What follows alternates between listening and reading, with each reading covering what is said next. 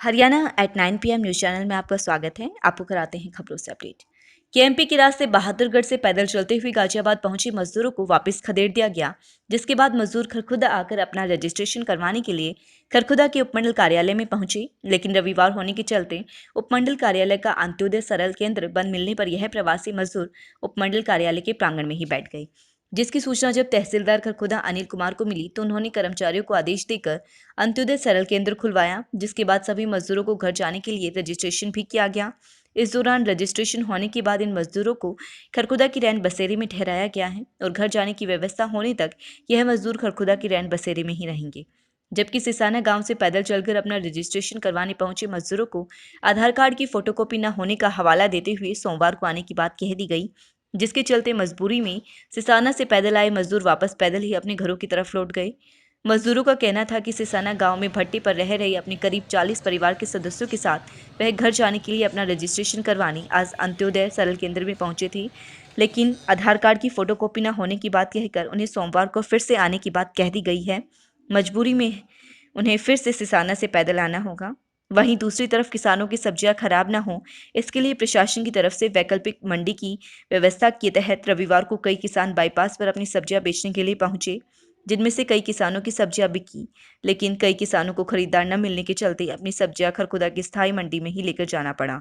प्रशासन की तरफ से 160 सब्जी विक्रेताओं को पास देकर क्षेत्र में गली मोहल्लों में जाकर सब्जियां बेचने को कहा गया। वहीं इस दौरान उन किसानों के लिए प्रशासन की तरफ से वैकल्पिक सब्जी मंडी की व्यवस्था की गई थी, जो किसान अपनी सब्जियां आज़ादपुर दिल्ली मंडी सहित अन्य बाहरी मंडियों में लेकर जाते थे, लेकिन मौजूदा समय में लॉकडाउन के दौरान वह अपनी सब्जियां बाहर नहीं लेकर जा पा रही हैं और यहां की सब्जी मंडी में किसानों को अपनी सब्जियों का खरीदार नहीं मिल रहा है। प्रशासन की तरफ से ऐसे किसानों के लिए वैकल्पिक मंडी की व्यवस्था की गई थी, जिसमें वह खुद अपने स्तर पर सब्जी विक्रेताओं को अपनी सब्जियां बेच सकते हैं। रविवार को वैकल्पिक मंडी का पहला दिन था। ऐसे में कुछ एक किसान ही मंडी में अपनी सब्जियां बेचने के लिए पहुंचे, जिनमें से भी किसानों को वैकल्पिक मंडी में सब्जी न बिकने के चलते स्थायी सब्जी मंडी में ही जाना पड़ा। सोमवार को वैकल्पिक सब्जी मंडी सुबह 5 बजे से सायं 7 बजे तक लगाई जाएगी, जिसकी देखरेख प्रयास संस्था द्वारा की जा रही है। मेरा नाम अवनीश है, इसका नाम सरवन है और कुछ मेरे साथी हैं। सभी लोग को बोला कि 22 मार्च को जो लॉकडाउन की वजह से कंपनी बंद हो गई। फिर उसके बाद 1 तारीख तक हम लोगों को सैलरी मिली थी। उसके बाद बोले कि 1 तारीख से जितने दिन रुकोगे यहाँ पे सैलरी मिलेगी।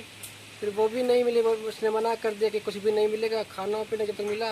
अब तो खाना पीना देना बंद कर दिया। वहाँ पे वो लोग बोले कि यहाँ पे आप लोग जा सकते हो। तो हम लोगों ने कहा ठीक है चले जाएंगे। फिलहाल कुछ तो कहेगा अभी कुछ 2-3 दिन और रुकने के लिए बोल दो, रुक जाएंगे।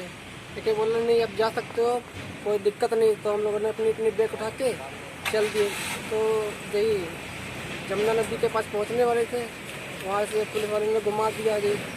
जो डीसी ने उसमें गाय बंधी थी उसे निकाल के उसमें हम लोग को लोड कर दिया। फिर रास्ते में यहीं पे छोड़ दिया हम लोगों को। कोरोना चार्ज अधिकारी आईएएस केएम पांचुरंग ने बताया कि बीपीएस खानपुर के कोविड वार्डों में मरीजों के लिए टीवी और म्यूजिक सिस्टम लगाए गए। खानपुर मेडिकल कॉलेज से रविवार को 7 कोरोना मरीजों को इलाज के बाद मिली छुट्टी। उपायुक्त डॉक्टर अंशज ने कहा कि रविवार को सायंकाल तक कोविड-19 कोरोना वायरस का नया कोई पॉजिटिव केस नहीं। उन्होंने कहा कि कोविड-19 को हराने के लिए प्राप्त संसाधन मौजूद। शनिवार देर सायं तक जिला की विभिन्न 44 मंडियों व खरीद केंद्रों में 3,210 मीट्रिक टन गेहूं की हुई आवक।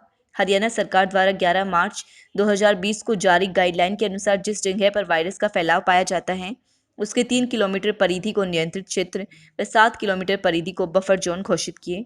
उमेक सिटी में एक व मीमार गांव में एक कोरोना पॉजिटिव मिलने पर वायरस को फैलने से रोकने के लिए इन क्षेत्रों को नियंत्रित क्षेत्र व आसपास के क्षेत्रों को बफर जोन घोषित किया गया है।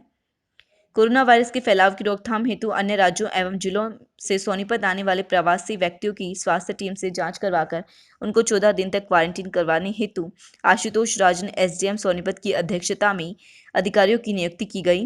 गुरुवार को जिला स्वास्थ्य विभाग की मोबाइल हेल्थ टीमों ने 903 लोगों के स्वास्थ्य की जाँच की।